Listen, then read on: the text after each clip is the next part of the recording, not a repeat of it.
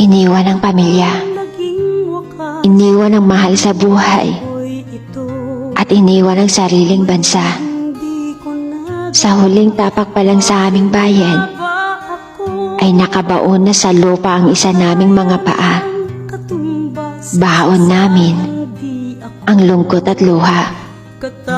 Sa aming paglayo ay baon namin ang pag-asa para makaahon at mabigyan ng magandang kinabukasan ng aming pamilya.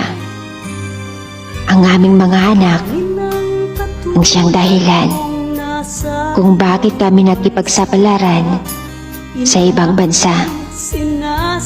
Walang salitang pagod sa isang katulad kong OFW. Basta sa kinabukasan ng mga anak, kakayanin lahat kahit gaano man kahirap. Kunwari ay matatag, ngunit bawat araw ay lumuluha. Bawat araw, tinitiis ang pangungulila sa aming pamilya. Lahat, peke ang mga ngiti na pinapakita namin sa social media para may pakita lang sa kanila na okay ka, na kahit impyerno na pala ang napuntahan niya. Tiniis lahat, pagod, puyat, at gutom. Laging okay kapag kinukumusta ka. Pero hindi nila alam yung ngiting pinapakita mo ay peke lang pala, na may lungkot at bighati na nakabalot sa ating mga mata. Walang mga magulang sa mundong ito ang hangad na mangibang bansa para iwan ang kanilang mga pamilya.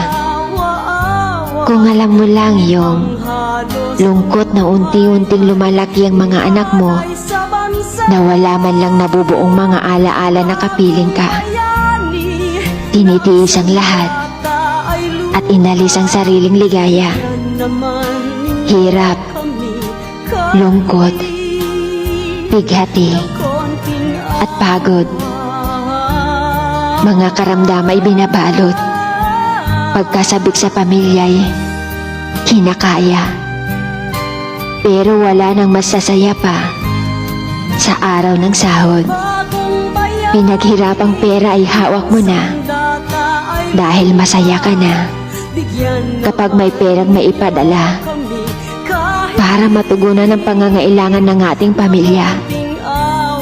Kahit wala nang matira, sa pitakang laman ay puro resibo na lamang.